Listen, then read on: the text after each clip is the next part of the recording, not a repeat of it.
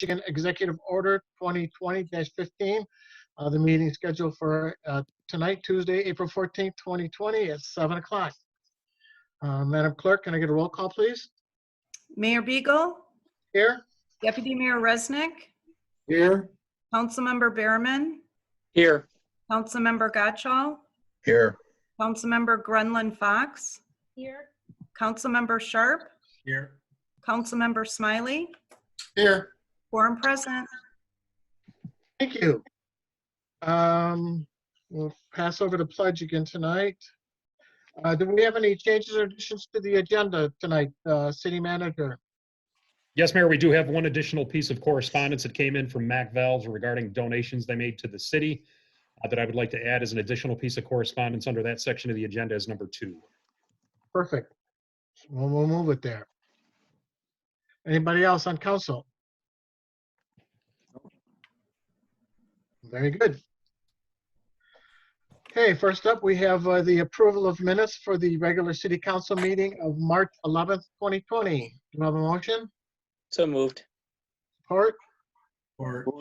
Support. Any additions, deletions, corrections to be made? All right, I got a motion and a second to approve the regular city council meeting minutes of March 11th, 2020. All those in favor, please signify by saying aye. I guess we got to do a roll call vote, don't we?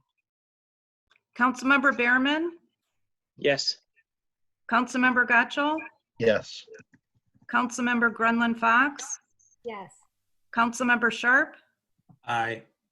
Councilmember Smiley, Yes. Mayor Beagle, Yes. Deputy Mayor Resnick, Yes. 7 yes, 0 no. Thank you. Next up is the approval of the minutes for the regular city council meeting of March 26, 2020. Do I have a motion? So moved. Support? Any corrections, additions, deletions? Roll call vote, please. Councilmember Gottschall, Yes. Councilmember Grenlund Fox, Yes. Councilmember Sharp, Aye. Councilmember Smiley, Yes. Mayor Beagle, Yes. Deputy Mayor Resnick, Yes. Councilmember Behrman, Yes. 7 yes.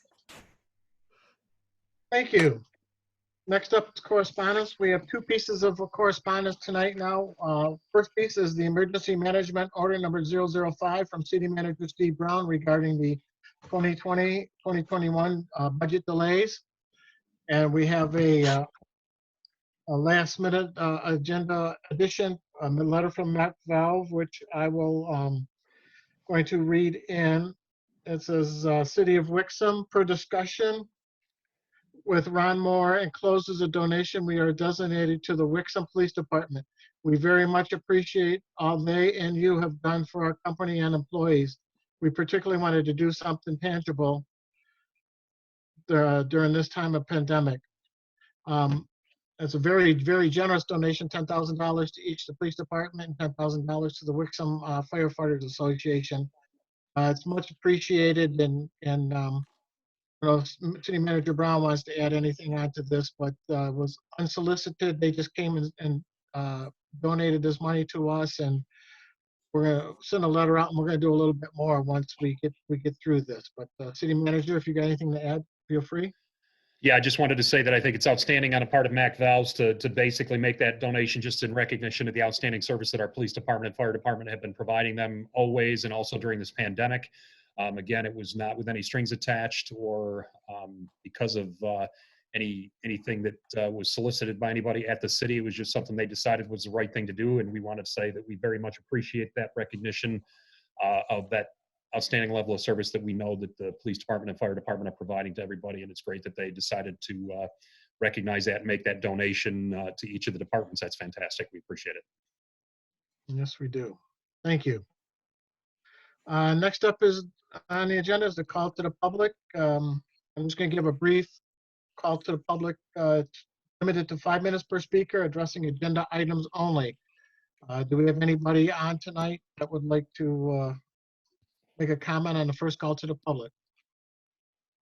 And for the public's benefit, this is that part where if you're interested in speaking, you look at the bottom of your screen and there should be a raise your hand item to click on. If you click on that and we get the indication that you want to speak, we'll have a hand that comes up next to your name on our attendees list. And the mayor can go ahead and recognize you if you'd like to address the council during this or the second call to the public. It'll work the same way.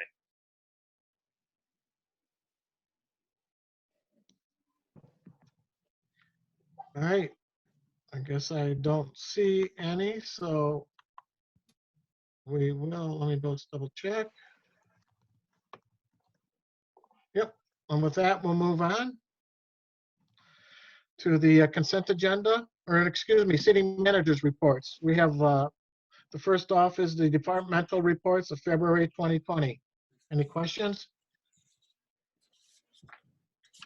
Councilmember Sharp. Thank you, Mr. Mayor. DPW Director Sigma, I had a question on the, I think this is for you, the construction, engineering and construction report about bids for Beck Road milling and resurfacing that were due April 7th. Did those come in? I just wonder how those things are working in the midst of all the. The bids were supposed to come in on the first of the month, and actually because of the COVID virus, we had postponed that. We don't expect to get our bids back until May now. It's probably the first week of May, and then we'll open them up for Beck Road. Is that the question? Yes, that was the question. Thank you. Deputy Mayor Resnick. Yes, one question for DPW Director Sigma. In the past on our water department reports, on the very front page, we would actually have just a quick sentence or two stating whether there were any exceedances or any reports delivered to MDEQ, which is now EGLE. I wonder if we can get our new contractor to actually add that to the monthly report for the wastewater and water department report. Yeah, we can make that happen. I know you go through the report, but at least before there was a quick summary at the top on the very first page. So that'd be appreciated. Thank you. No problem. Any other questions? Councilmember Gacho. Thank you. Questions for the public safety director and fire chief, wanting to make sure that you guys have all the equipment needed right now in terms of personal protection equipment and items of those sort. Yes, Councilman Gacho. I believe we are in good shape for PPEs, for personal protective equipment. I keep a stash of it at the police department. And as you can imagine, the police officers do not use as much as the firefighters who are going out on the EMS calls for service. But Chief Roberts, feel free to jump in here. I know the last time Chief Roberts and I spoke about this was late last week, and he told me that he had a pretty good amount of the N95 masks in his stash. Chief, if you want to jump in there. You're muted. Hey, Jeff, you're muted. Saturday, we received our first real allotment from Oakland County Emergency Operations Center. It was several boxes of multiple different sizes of the N95 mask, which is what we tend to go through the most. How long do you think that'll last us before we need more? Unfortunately, there is no good way to predict the burn rate in which we'll use that. But currently right now we're, because many of our members aren't using them for an 8-hour shift like they would in a hospital setting, we're getting multiple days, up to a week out of them, maybe even a little bit more depending on how many COVID type calls we're responding to. We have thousands of, I shouldn't say thousands, I think we have about 1,500 of the surgical masks. Thank you. I did have a few more questions for the public safety director. Have we been enforcing or called upon to enforce any closing down or citing any non-essential businesses that have been operating in the city? Yes, we have, Councilman Gaccio. Since the governor's stay home, stay safe order, we immediately started tracking. We created a special code, or actually the county created a special code for us so that for ease in tracking those types of alleged violations. So since the governor's stay home, stay safe order came out, the Wixom Police Department has investigated 21 alleged violations of the stay home, stay safe order. Now that could either be an individual or group of individuals, or it could be a business. But all total, since stay home, stay safe, we've investigated 21 of them. The plan initially was if the police officers went out to a call for service and found that there was merit to an alleged violation, and for whatever reason the business owner was not being compliant or said, I disagree with you, officer, I believe I am essential. The plan was to complete a preliminary police report on that, assign it to a detective for any additional follow-up that might be needed, and then send it to the Oakland County Prosecutor's Office for review as to whether or not probable cause existed for that $500 fine and that misdemeanor. I can tell you, to date, we have sent no complaints to the Oakland County Prosecutor's Office. So that tells me of the 21 calls for service that we went on, either they were unfounded and the people or business were essential, or upon being warned and gently guided by the police officer, they came into compliance. And I can tell you we've had both situations in play. Okay, so we haven't had any like resident gathering issues as well then? None that we took enforcement action on. Again, if the officer went there, provided a friendly warning and said, you know what, have you read the executive order? Have you read order 2020-21? And all the officers are familiar with it, and provided a little bit of education. We've found the public as well as the businesses to be rather compliant and doing the right thing.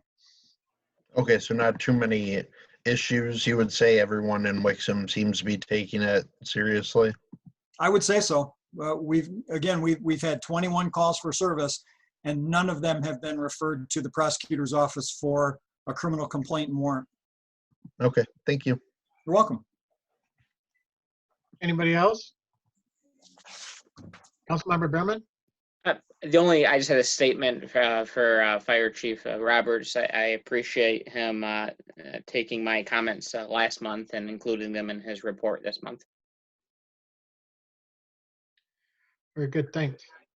Public Safety Director Ron Moore, do we have any statistics on, since we've gone into the stay home, stay safe, is there any extra crime, or what's the big calls that our officers are going through these days? Sure. Well, since the city embarked on the partial closure, the police department somewhat followed suit with that, as far as the types of calls where we put police officers in direct contact with the public. We're now encouraging the public for those types of crimes where the crime is no longer fresh and it's not of a serious nature, like a violent felony. We're encouraging the public to either make the police report by telephone or do the online e-reporting through the city's webpage. So that's how we're handling those types of calls for service.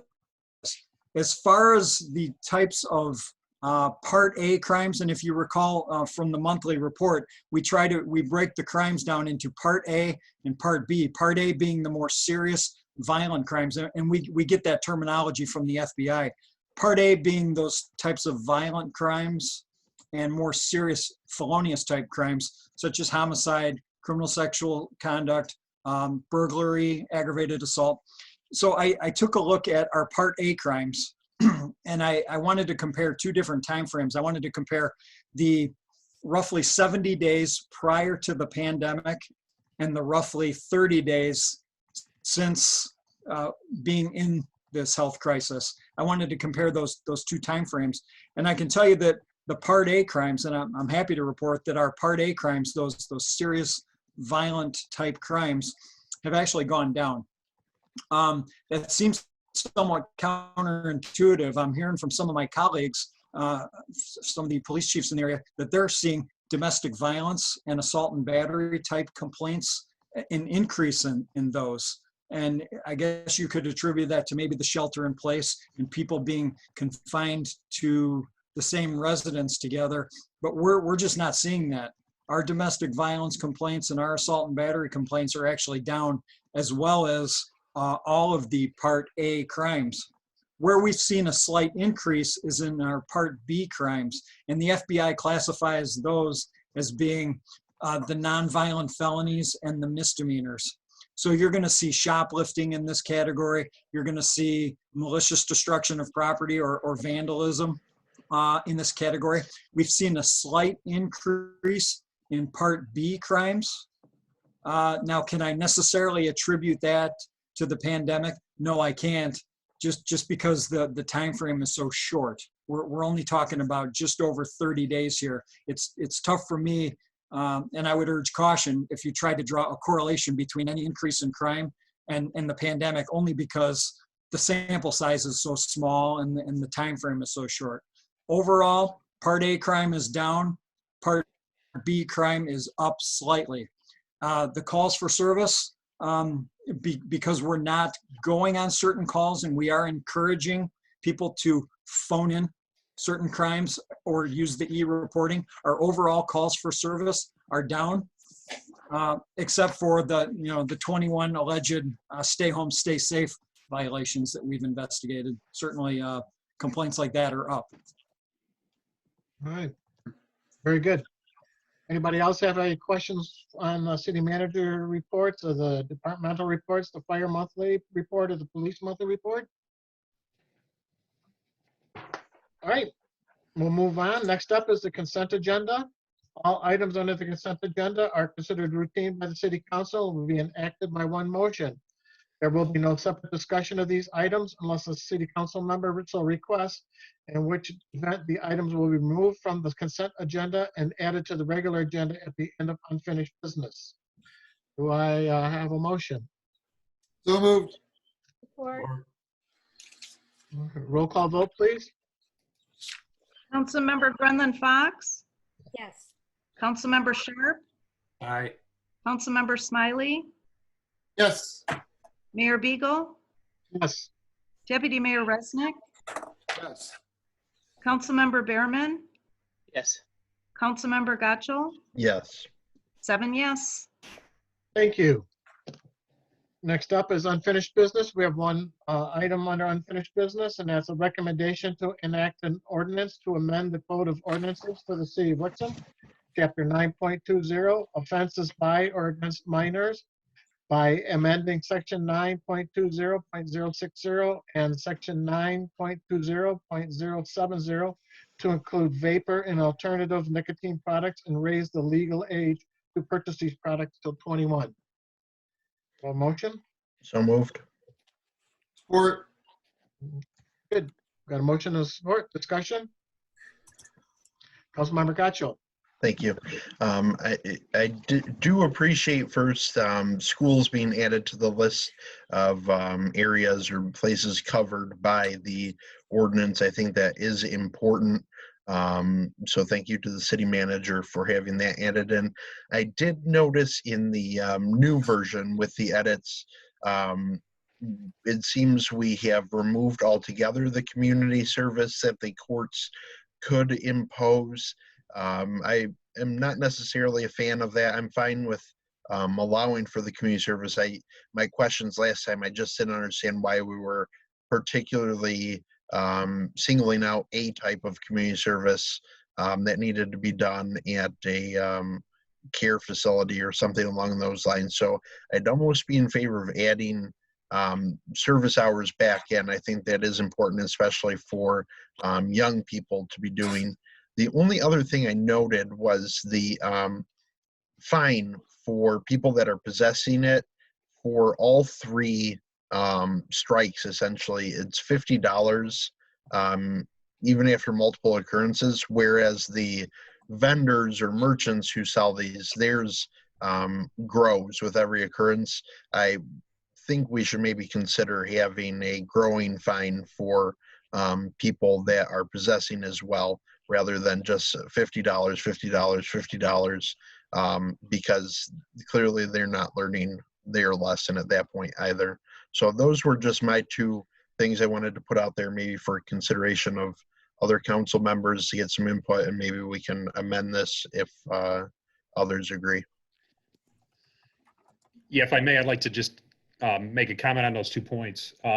When I spoke to the attorney that drafted the ordinance in the first place about the concerns that were raised at the prior meeting, I did not ask him to remove those items, but during the course of our discussion, I think he came to the conclusion that it was appropriate to remove all forms of public service, if you will, because that is a court-based decision, a judge-based decision, and that's why the decision was made to remove it entirely. It doesn't take the option away from the court at all, and he felt it was appropriate to remain silent on it in the ordinance because it was really a court-based decision on that in the first place. So that's the first point that you brought up. I had the same issue when I saw it, and I doubled back with him and had the conversation again just to understand why that was done, and that was the explanation. And then the second item that you brought up about the $50 non-increasing fine thing, I noticed that as well, and I can only assume that that was to be consistent with the rest of the communities in the district. And to be consistent with the judge's recommendation, to my knowledge. If you want to entertain something about changing that, you can. And it sounds like Police Chief Public Safety Director Ron Moore's got something to add. So, just prior to all the activity with the pandemic, I attended a meeting over at the court involving all the police chiefs in the area, the prosecutors, the judges, the court administrator, and representatives from the Wally Consolidated School District. And I can tell you that much of this ordinance language is rather boilerplate, because this vaping issue has risen to the level of being almost like a task force, with all the prosecutors being on the same page regardless of municipality, all the police chiefs being on the same page, the judges in the school districts. So I have to believe that the $50 is consistent with what you're seeing in other ordinances, and consistent with what the judges at the 52nd-1 District Court are looking to impose upon primarily these kids.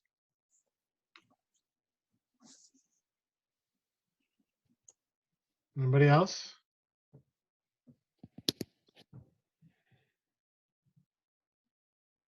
Okay. Seeing none, I have a motion and a second to approve the recommendation to enact an ordinance to amend the Code of Ordinances for the City of Wixom, Chapter 9.20, offenses by or against minors, by amending Section 9.20.060 and Section 9.20.070 to include vapor and alternative nicotine products, and raise the legal age to purchase these products to 21. Roll call vote, please. Councilmember Sharp, Aye. Councilmember Smiley, Aye.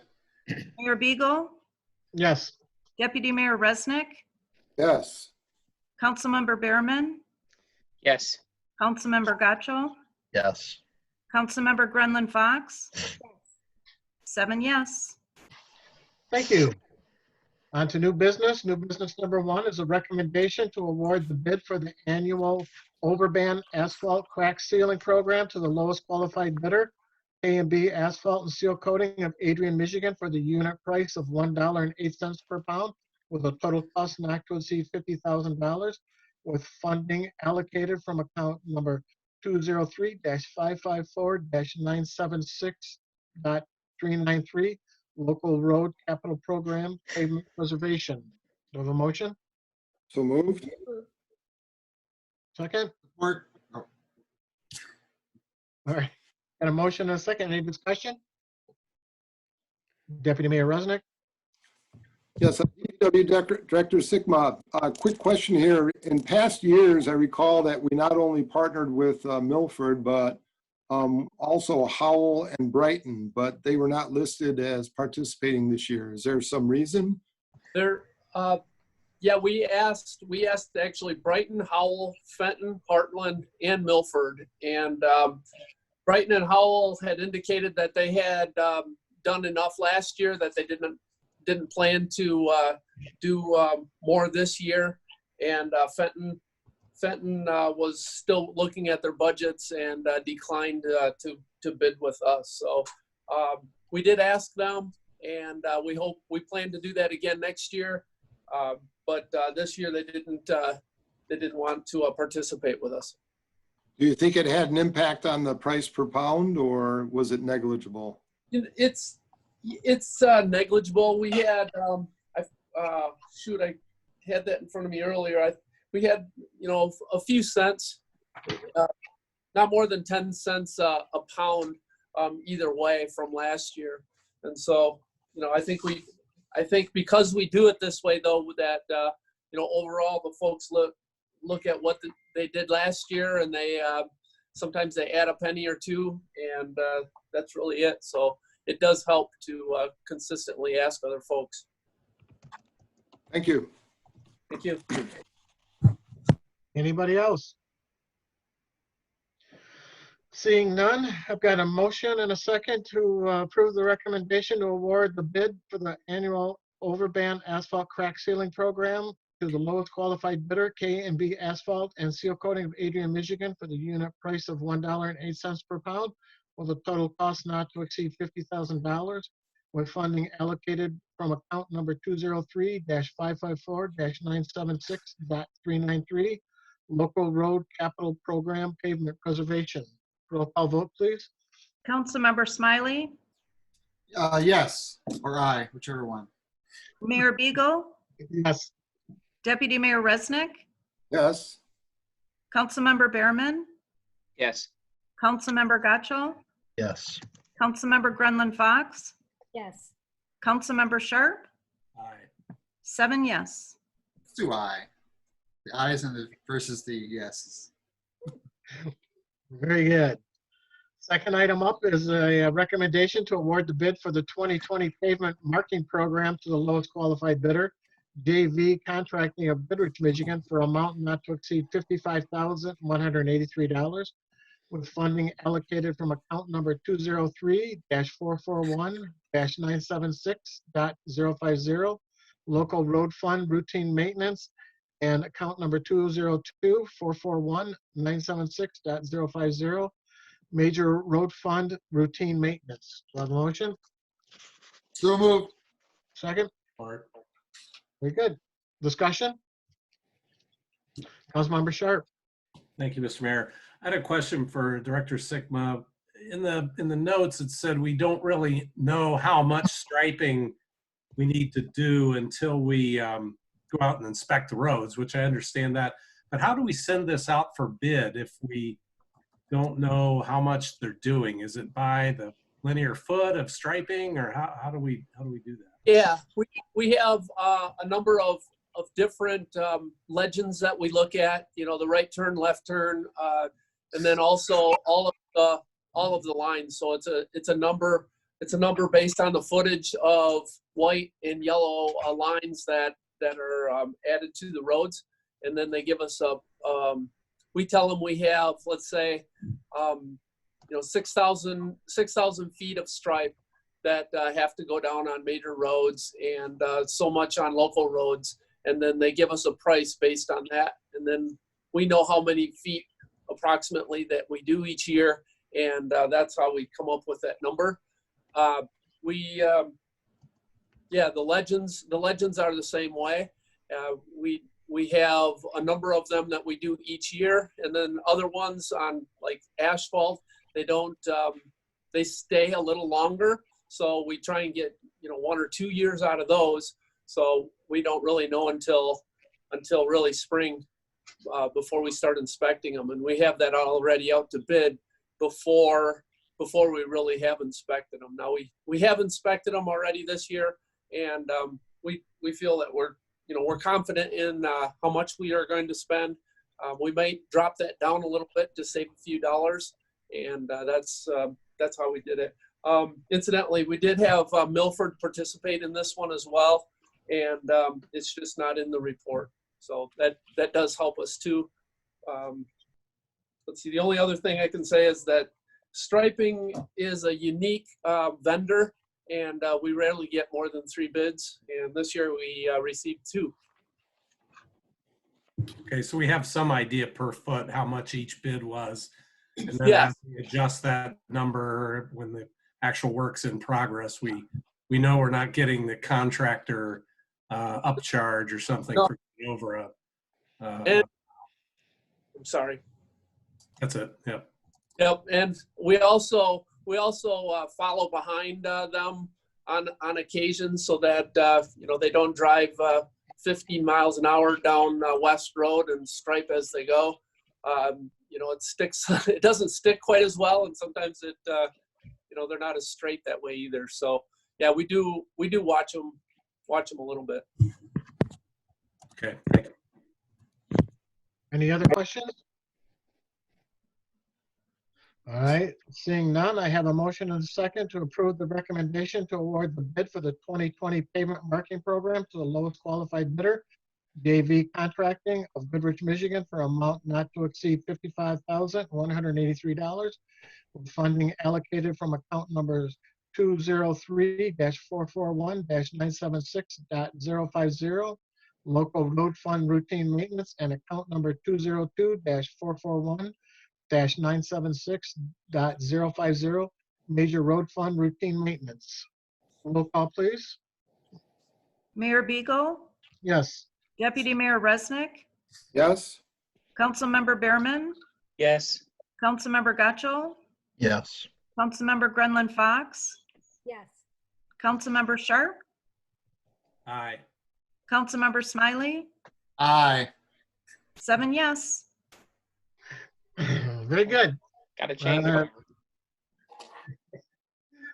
Our last item of new business tonight is a recommendation to award the bid for the roof replacement at the Maple Forest Well House to the lowest qualified bidder, Weather Seal Home Improvements of Shelby Township, Michigan, for an amount not to exceed $7,950, with funding allocated from account number 591-537-971.410, Water Enterprise Fund use of capital reserves.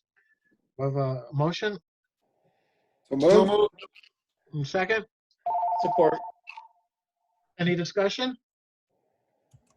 Councilmember Gatchel? Thank you.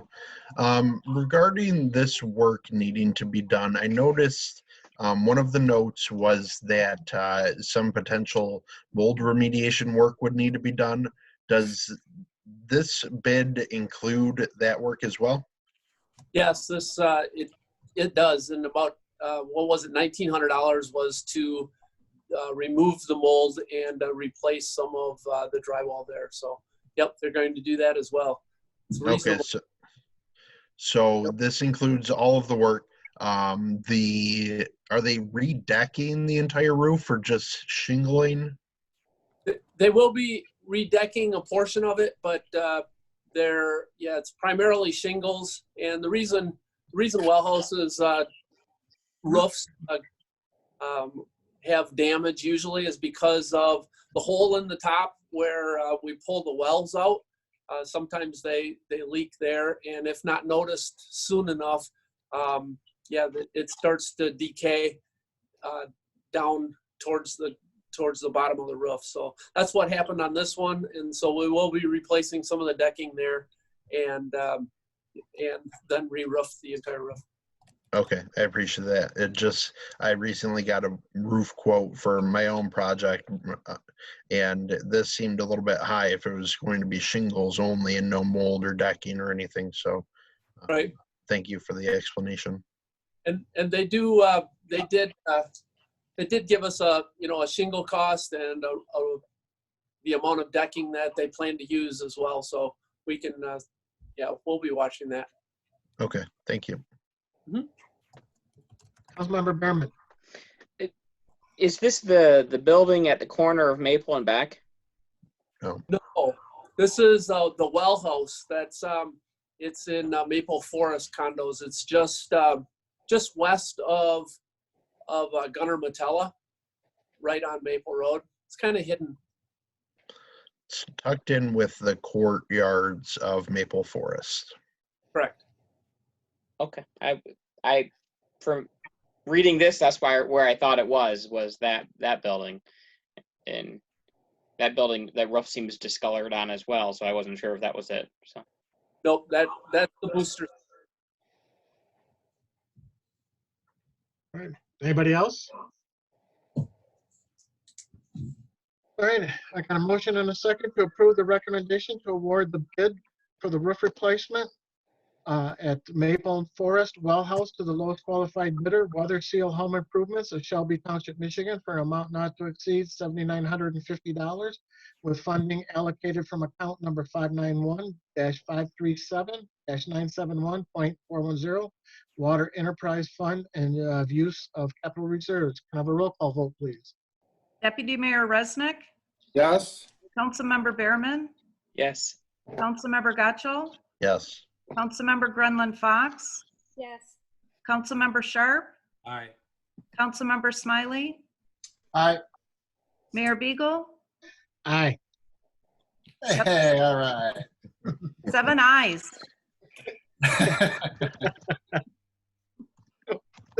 Thank you. Next up is the second call to the public, and I'll read the rules for this call to the public. The public shall address the council during the call to the public, which shall be included on the agenda immediately after correspondence and again after new business. The first call to the public immediately after correspondence shall be limited to agenda items only. A person shall not address the council in excess of 5 minutes unless time is extended by a majority vote of council present. Persons wishing to address the council shall identify themselves and their place of residence and shall state their reasoning for addressing the council. And all comments by the public shall be directly to the council. Do we have anybody for the second call to the public tonight? I see one hand raised. Oh, I got 4 hands raised. Oh. All right, I'm just going to go in order. Cheryl. All right, 1 second. Okay. Here we go. Hi, this is Cheryl Lucas. Can you hear me? Yes. Okay. I just wanted to just give a little bit of direction for the public's benefit on how to raise your hand when you want to make a public comment, just in case anybody doesn't know. So if you're using a traditional computer or an iPhone, it'll be on the bottom of your screen. There's a little blue, actually it's white until you touch it, and then it turns blue, a little hand that will raise and lower your hand when you touch that little icon. And then if you're using a traditional phone, because we can have the public call in on a traditional landline or a traditional cell phone. And the way that you raise your hand on a traditional phone is to do *9 on the phone. That raises your hand. And then you can toggle with *6 to mute and unmute yourself on a traditional phone. So I hope that those comments are useful for our public and for any other meetings that we're going to be doing on Zoom in the future. I recruited Cheryl for that duty, so I appreciate that. Thank you. Yeah, that was very helpful. All right, I'm just going in order here. Next up is Laura Cloutier.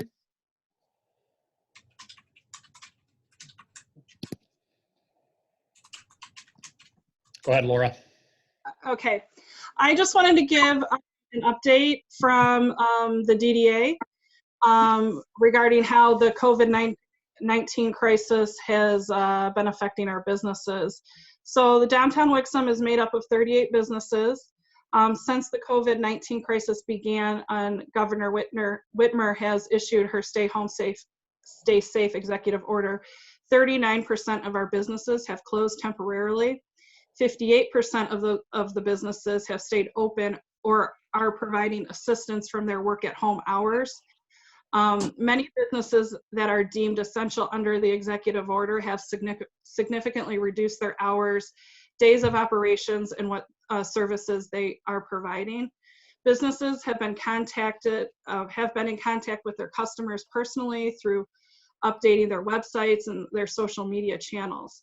The Wixom DDA began visiting businesses on Monday, March 16th to show support and offer any assistance needed.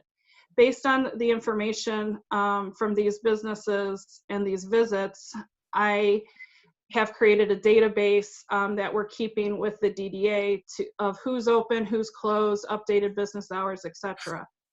The DDA has kept constant communication with downtown business owners in person through in-person visits, personal phone calls, emails, and through social media. We also have provided information on the various financial assistance programs that are available through county, state, and federal agencies, along with providing updated and the most recent executive orders issued. And we've also provided best practices that could help enhance their business during this crisis. After reaching out to the downtown business owners today, I was able to speak with 10 business owners regarding how the COVID-19 crisis has affected their overall business. These businesses have seen a range of 12 to 95% decrease in sales.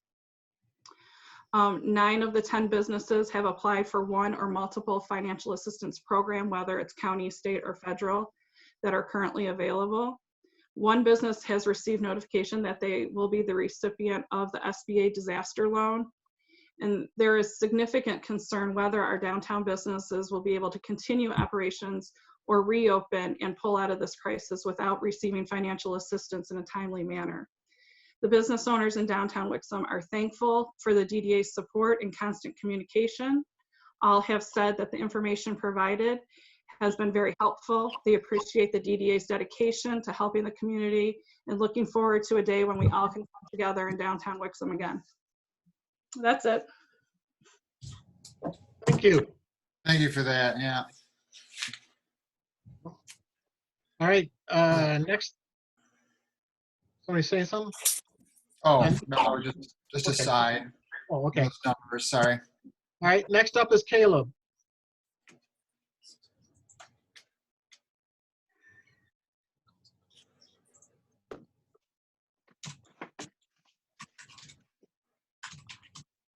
And don't forget to state your name and address, please.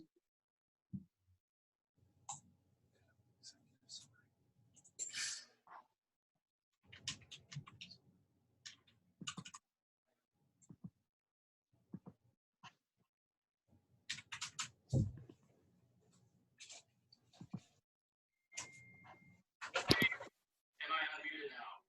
Yeah. Okay. All right. Thanks. All right. It's Caleb Shung, EDA Chair, attorney across the street at West Retail, 49030 Pontiac Trail, Suite 200. Yeah, just following up on what Laura was saying, working with them has been a big part of our crisis response. First of all, I just want to say that I'm extremely honored to work through this entire crisis response with all of these DDA members. Particularly want to commend the committee leadership and Laura, who've been working tirelessly since EO 2029. We've all seen every day bring additional revenue loss and hardship for these affected businesses and very fast changes in policy and finances. So these guys took it upon themselves to keep pace with that, even though they're each volunteers who have their own businesses and challenges. You folks can be extremely proud of these volunteer members for rising to what I think is really a true commitment of public service. When everyone's plates were overflowing and overwhelming, they looked to their fellow community members, they stepped up, and they put these challenges on their own shoulders as well. So I can't say enough about them. I'm really proud of them. For the financial assistance options that Laura was just speaking of, we've been experiencing these challenges right along with them. So we wanted to update you on those as well. First, there was the SBA's Direct Economic Injury Disaster Loan Program, which was the first popularized relief option since it pre-existed the pandemic. But as local folks began pursuing this, it quickly became difficult in practice for many applicants due to SBA's own system overloads and revamps, the securitized nature of the loans, which can be problematic for folks that are renting.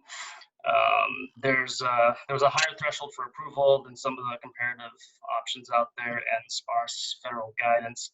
Recently, and unfortunately, the key attractive feature of the EIDL, which is the interjecting 10K loan advance that originally targeted 3-day turnaround has now been revised to a week to 10 days to indefinite time frame, which sets applicants back.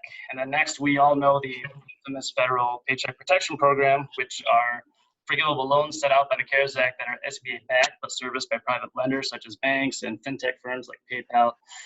We've been constantly following and updating guidance on this program since this was first announced, because it was eagerly anticipated by business owners to produce low threshold same-day approvals with rapid origination. And now it's turned out, as we know, to be a source of difficulty and delay for business owners facing day-over-day revenue loss that were relying on access to fast funds. The challenges had not ended with the rollout, which we all knew the major banks stood pat on for that first Friday. As of yesterday, almost 2/3, that's $217 billion of the PPP monies have already been spoken for, and Congress is not in agreement as to how to augment those monies.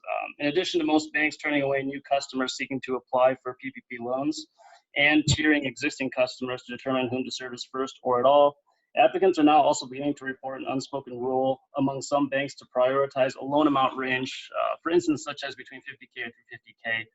For reference, the highest lender fee paid by SBA to banks for processing these loans is 5% for loan amounts below 350K.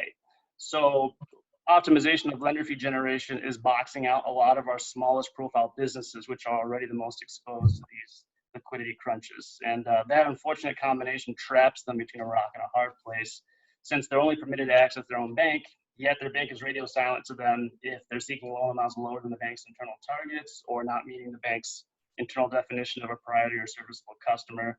And even if they get intake responses, a lot of them are facing no real progress beyond that, and they don't know what the time frame is for continuation and ultimately origination. And then finally, we have the MEDC's Small Business Relief Program, which is administered via Oakland County as our local EDO. And they match MEDC's funds, and they're targeting disbursements starting next week on the 21st. So our district comprises 1% of the total grant applications that Oakland County has received. They received around 7,600 in total, and the grants are capped at 10 grand. So while this program is a rapid response, businesses are definitely going to be facing revenue loss that's a lot higher than those award amounts, and they're already needing supplementary assistance. So this is actually where the DDA has a unique opportunity to step into that gap for our hardest hit businesses. And Vanessa's going to get into that next. She's our head of economic vitality. You know her very well. She's been using her long and impressive resume of commercial experience to help us issue spot and come up with solutions, including what she's going to get into now. All right, thanks.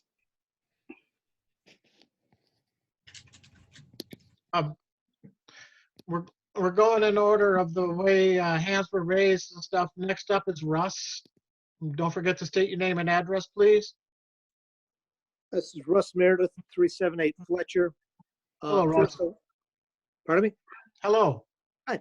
First, I wanted to thank the members of council and the administration and all the staff for all the great work they're doing to keep Wixom moving right now. This is sort of an odd issue.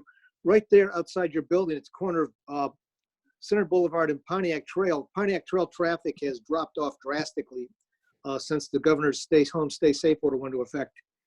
Is there any way that we could consider changing the timing on the lights there so that it really is only a red light, green, yellow structure during what used to be referred to as rush hour, say from 7:30 to 9, and the evening from 3 to about 6. Otherwise, we pull up off Center Boulevard to stop, make a left turn. That light cycles through and you never see a car on Pontiac Trail the whole time. If we go to blinking lights, it might make it a little easier. Thank you very much. Thanks, Russ. Next up is Vanessa Willett.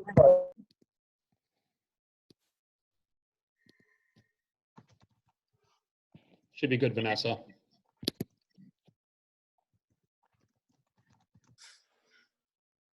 Okay, now everyone can hear me.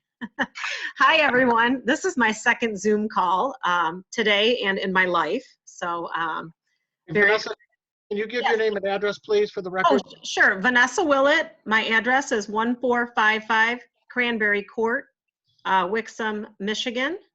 I also have a condo actually at 671 Shady Maple that backs up to where you guys are replacing the roof. So thank you for that. And I just wanted to say a quick thank you to you folks. I have been out there with Laura and some of the other DDA members, and I know that you guys have as well, and that everyone else is working and has jobs or businesses, and that you're still making Wixom a priority. So thank you for that. What Caleb was referring to, one of the things that we found is critical in this time, and where frankly the city of Wixom has a great opportunity to shine, is in helping save some of these downtown businesses ahead of the other funding that either may or may not come through or may take quite a bit of time to come through. We have put together a program based on some information provided by many of the businesses downtown in the form of a questionnaire, in addition to multiple in-person visits.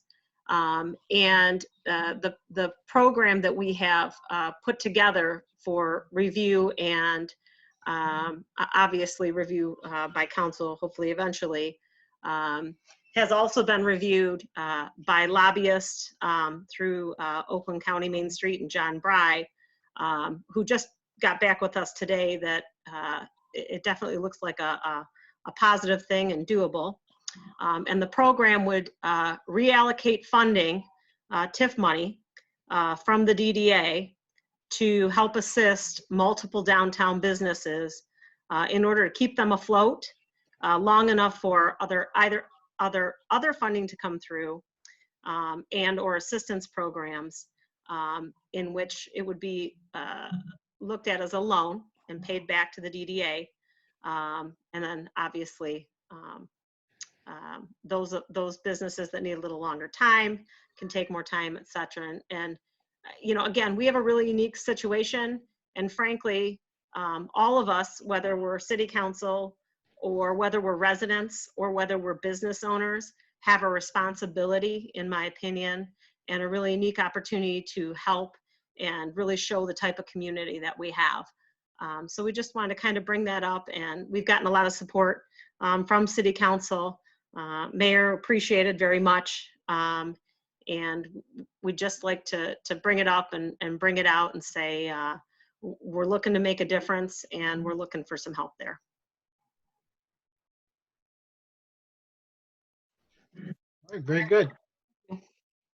I don't see any other hands raised. Steve, are we good with that? Yeah, I do not see anybody else's hand raised. And we've explained how to do that with the people that have a call in. We do have a couple people that have called in by telephone. Yeah. So I think we're good. All right, very good. All right, next up is city manager's comments. So, Your Honor, I have a city manager update that's been provided to council, and it's got a couple of items of information on there, a couple of new members of the family for some of our employees that we put congratulations out to. And we also have work anniversaries ranging from a high of 27 years. And we also have Deanna McGee, who's on the line with us as one of our department heads, who's weighing in with 22 years, and we're all the way down to a newbie that's listed at 3 years. So we've got a range of service trends there that we've got to recognize today. Those were the things that I wanted to make mention of. And if there's anything I can address that came up during the course of the conversation this evening, or if there's anything on your mind from the council's perspective, I'd be happy to do my best to answer it, or try to track down the information for as soon as possible and answer for you. Councilmember Smiley. Thank you, Mr. Mayor. Steve, can you touch on the, you gave us a little update on budget numbers and it sounds like we have more time and we'll need it, of course, with things as they are. Is that all going to be okay or rushed, or, you know, do we have extensions on you know, getting our budget in order? Right. So the finance director, Marilyn Stamper, and I had a conversation about this, and then we had subsequent conversations with other levels of government that we're responsible to in terms of submitting our budgets.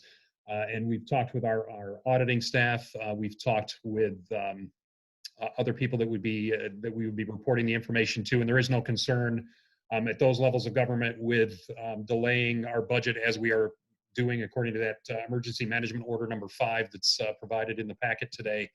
We're looking at doing the first presentation of an initial budget on as late as it's on or before May 12th.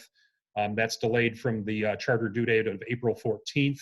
And then the budget adoption will be brought to council on or before June 23rd. So I use the language of on or before in there because we don't know exactly when we're going to be able to pull all the information together that we need. But we're hopeful it'll be substantially before those dates, potentially only a few week delay, but I didn't want to come back to you and say, sorry, we can't make that deadline either. So I pushed it out to the maximum, which is the on or before dates that are listed in the emergency management order. There is obviously a concern when you're not meeting the requirements of the charter, but I think we have a unique situation here. The finance director and myself have been under a lot of different demands since this COVID-19 crisis has come about. And she being the primary point person on gathering the information, that's been a huge impact, me being another impact because of what's happening with our time. And then there's also the time crushes that we've had experience with different department heads as well, different demands on the time from department heads perspective as well. So we're not taking this lightly, and we're going to move this as quickly as possible, but we did put that emergency management order out to reflect that we're not going to make that deadline. And we hope to have it done much sooner than the dates listed in that order, but I wanted to have it as no later than those dates in the order. So we do expect to bring it to you and still have a timely adopted budget before the end of the fiscal year. We should be in fine shape there. And we may anticipate there might be some communication on that front ultimately that might speak to that delay from different levels of government too, but we don't have anything concrete on that at this time. There's no reason to think we can't have budget sessions online like this as well, right? Correct. We would, if perish forbid, we're still stuck with the situation where we're not able to get out in public, we can have the budget work sessions done the same way.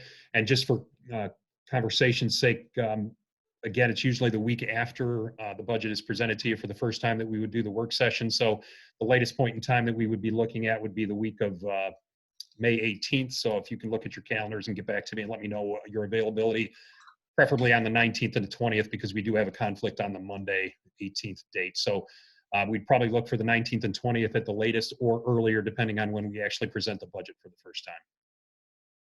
Okay. Thanks, Steve. Thank you, sir. Councilmember Behrman, and then I'll go Councilmember Grundle Fox. Two quick questions on that. Would it still be possible, potentially before our next meeting to go over the city manager's budget and the DPW budget like we were doing previous to all of this happening? Being new to this, I was using those meetings just to understand the budget a little bit more. I'm not sure if that's in the cards or not in the cards. I can check into the status. I know the DPW budget is obviously a lot more complex than the city manager's budget is from a standpoint of moving parts.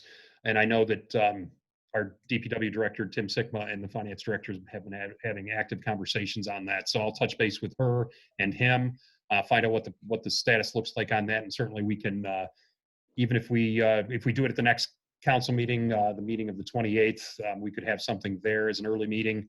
And again, we would do it via Zoom if we're still in this situation. But I'll talk with them and see if we can get that scheduled for the 28th, or if not, if we can get the information out just for review. Those were the only two we were missing, correct? That we were going to do? Yep. Okay. Those are the last two we were looking to schedule, yes. And then my only other question is this emergency order 5, did we miss 1, 2, 3, and 4, or is there a reason why it's 5? Yeah, we didn't provide those. It was just the same stuff that you had already knew about, the closing of City Hall and the allowing for remote work and the guidelines for not leaving town on vacation if possible, and those kind of things. Are we publishing those somewhere, or? We have not. I can provide them to you. They're in a drive that I can provide a copy of them to you. They're basically the things that have been done already, and I probably should have included it at this council meeting along with the 5th one. I didn't think of it, frankly, so I can get those out to you. But it's the same things that we've already put in place essentially. But we'll make a copy available to you. Thank you. All right, very good. Councilmember Grundle Fox. Thank you. More about the upcoming budget. I attended a webinar today that was put on by SEMCOG, and it was all about the economic effects of the COVID-19 and what it means for specifically the state of Michigan. And then even more specific to that, Oakland County, and then the effects on local units of government. And I'm usually pretty optimistic about things, but the numbers were pretty alarming that they were talking about. And as soon as I get the slides, I'll send them out to all my fellow council members, as well as City Manager Brown. But some of the numbers that they were talking about were forecasts for Oakland County, that it's not expected that the county, specifically Oakland County now, won't be back to 2019 levels until sometime in 2022. So we've got 2 more years of potential negative impacts on specifically Oakland County. There were some that were worse. Wayne County, of course, is projected to be hit much worse.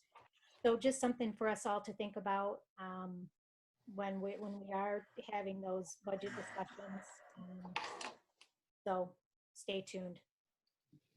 Yep. Thank you. You're welcome.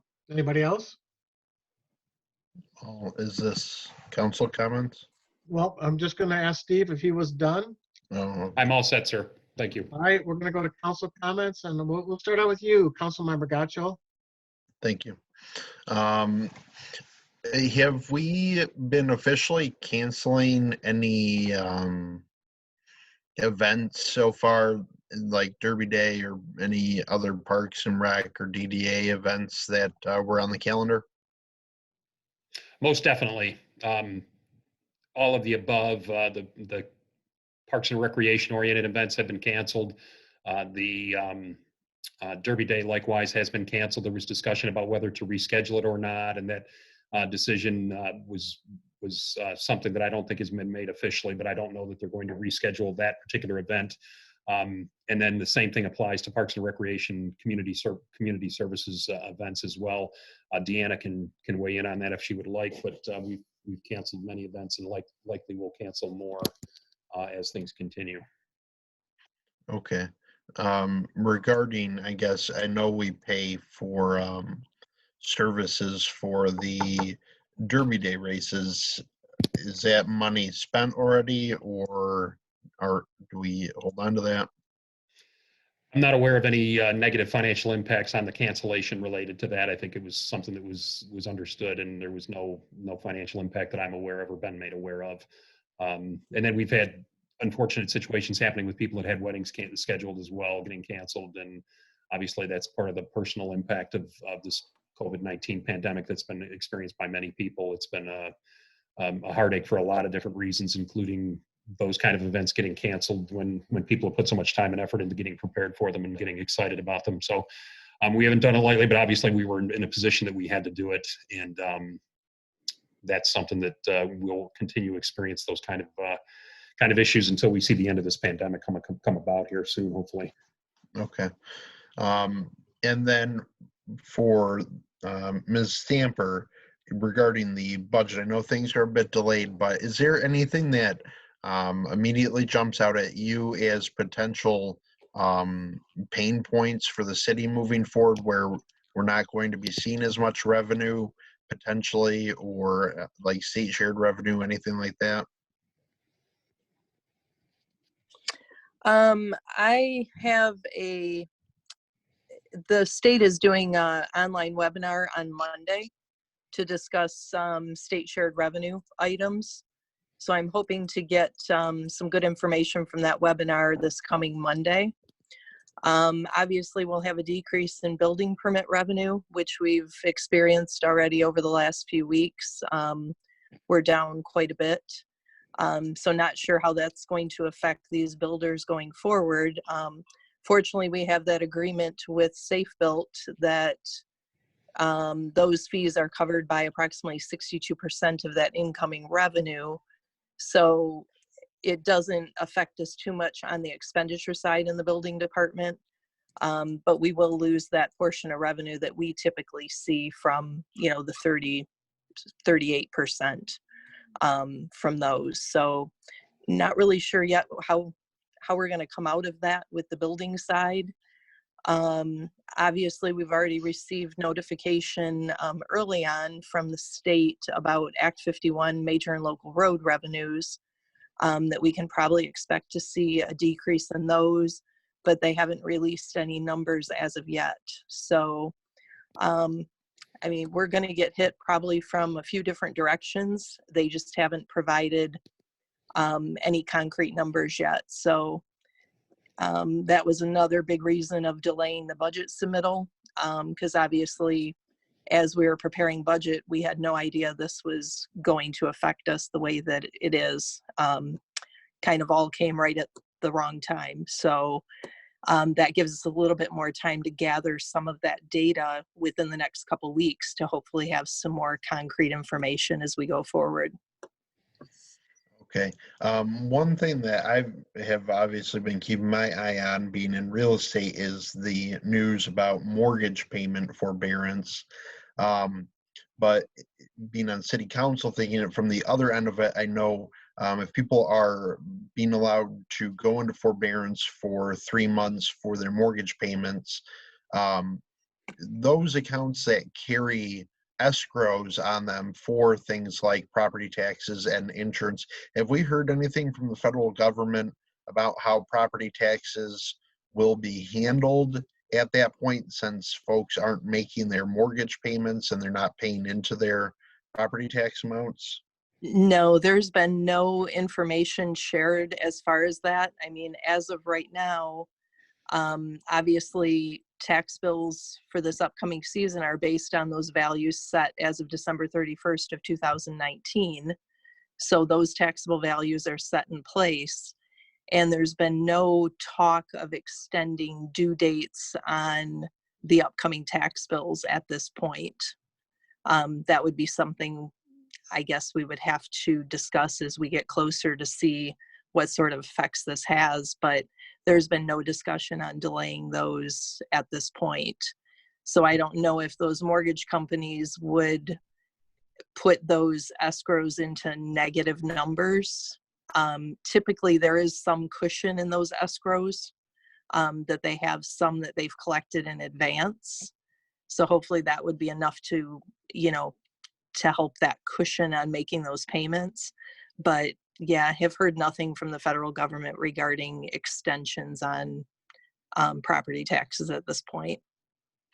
That might be something that we can check on, whether it's extensions or what their plan is, because I know the liquidity issue with a lot of the mortgage servicers has become a giant issue that people are worried about, because if people aren't making their mortgage payments, the servicers are still responsible right now for paying the mortgage bond holders, and they're saying they don't have the capital to pull that off for any length of time. So I just think kind of second effect is what happens to property taxes for all those. So that might be something I'm not sure who we would call about that, but that might be something that we might want to look into, because I don't think that's going to turn out to be too pretty, and I don't really think anyone's thinking much about it right now. Sure. So thank you. The final notes, I guess, are just thanks to Mac Valves for their very generous and kind donations to the police department and the Wixom Firefighters Foundation. It's completely unexpected and great to see companies step up and give a donation, especially of those sizes, to our public safety units. That's incredible. And I hope we can get them some recognition once things start to normalize a bit. And I also wanted to share my thoughts with the Kirby family and Bruce Kirby on the passing of our former city clerk here. Absolutely wonderful person. So I know there have been a lot of employees that have commented, but Linda was a great person, and really thinking about her family at this time. Thank you. Very good. Councilmember Behrman.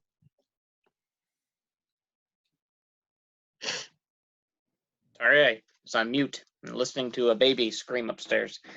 So don't take that wrongly. I'm sorry?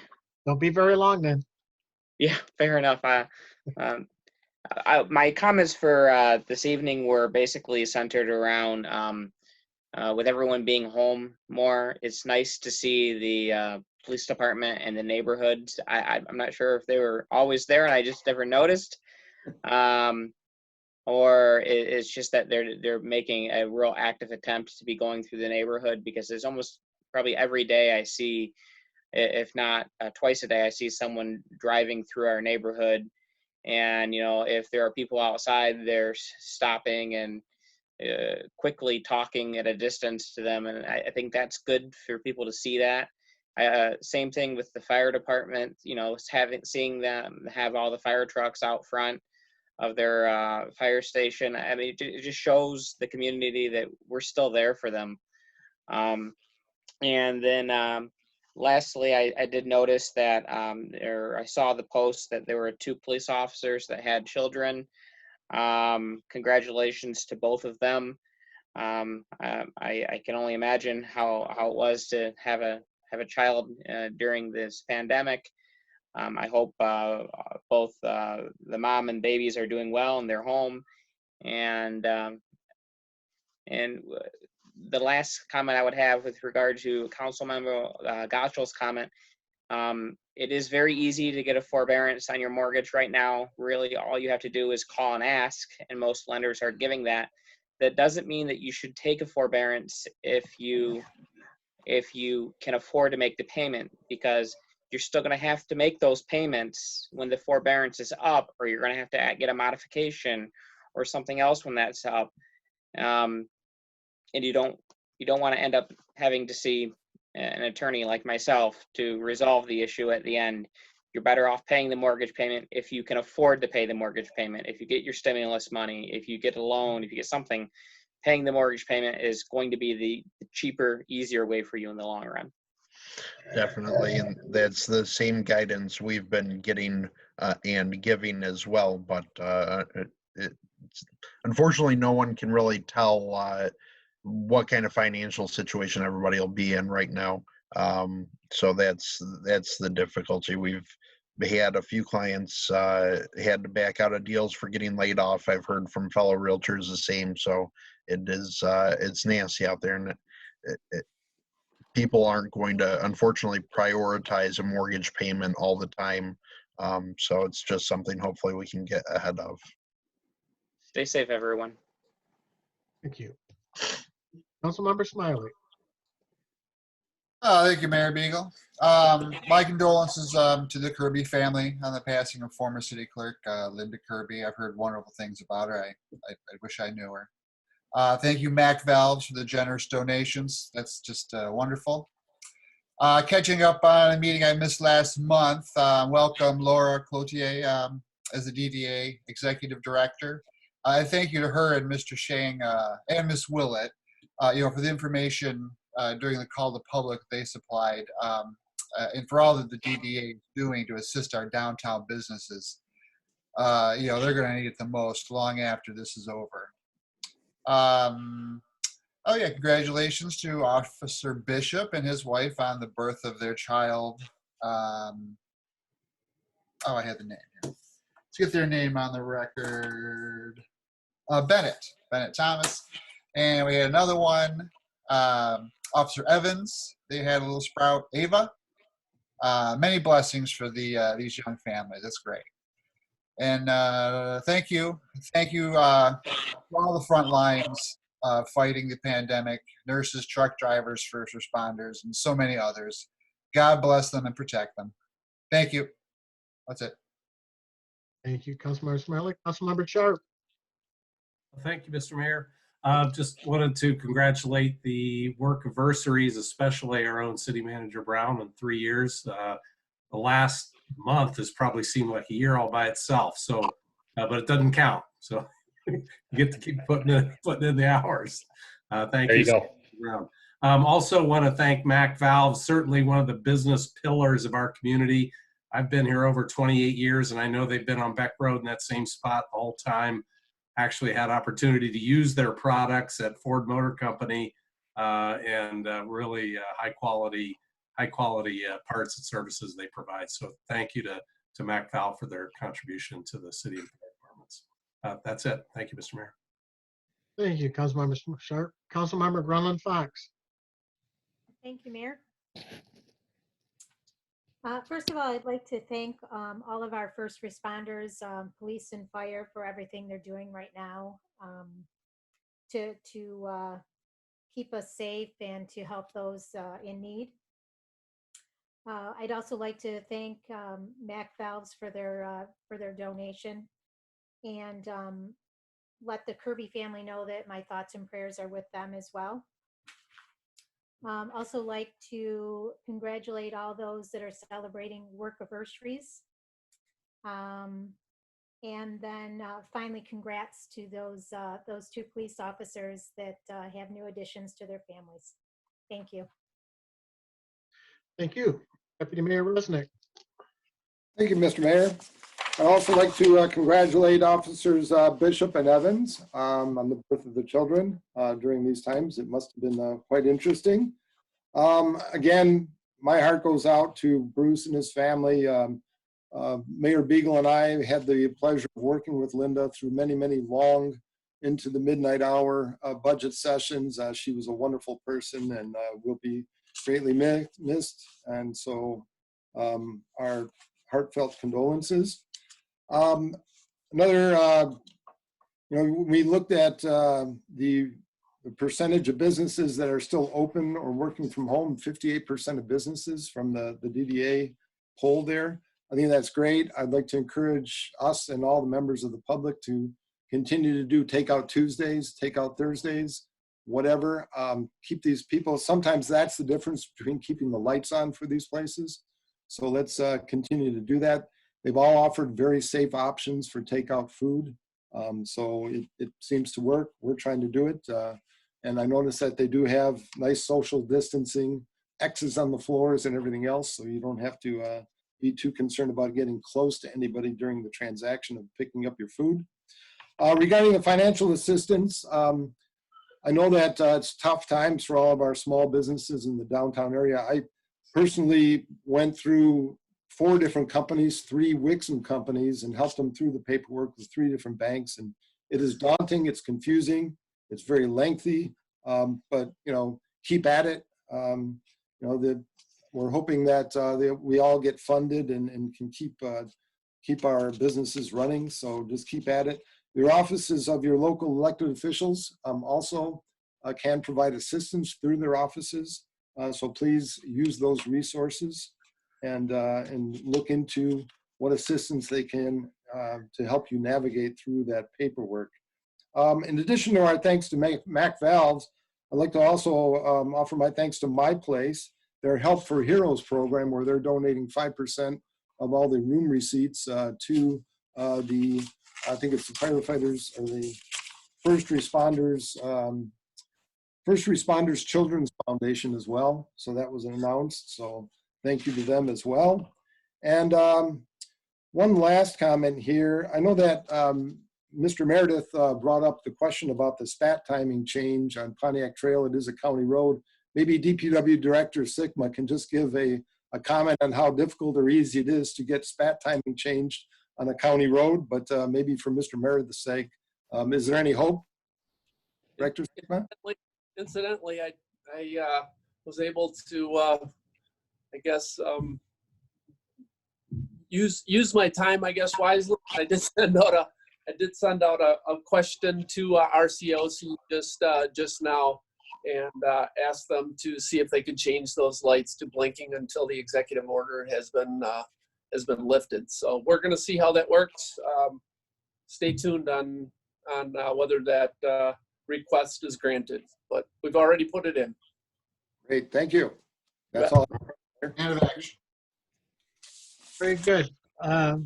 I too would like to send my condolences to the Kirby family. Lynn was a wonderful lady, and I did have the pleasure to work with her for a number of years, and she's going to be greatly missed. A big thank you to Mac Valves on their generous contribution, and we will take care and we will make a little presentation with them once things get back to what the new normal might be.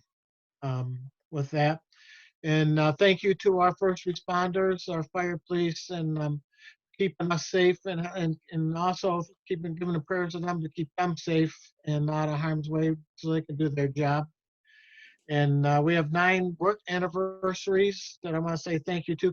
Congratulations to Community Service Director McGee at 22 years. That's awesome. And then just seems like just yesterday, Steve, you got hired in, and in your first 2 days, we had you work 30 some hours. But it's been a pleasure working with you those years, and I want to congratulate Officer Bishop with Baby Bennett and Officer Evans with Baby Ava. It's nice to have good news coming through with these anniversaries and these births, and this time when every time you turn on the TV, it seems like it's nothing but doom and gloom. So, and with that, I'll accept the motion to adjourn. So moved. Support. All those in favor signify by, oh, I got one more question. Madam Clerk, we got an election coming up. Is that going to be done strictly by mail, or have you? No, the May 5th election was canceled. That was a South Lyon school proposal, and they agreed to move that to the August ballot. So our next election will be in August. All right, very good. So now I'll take that motion to adjourn.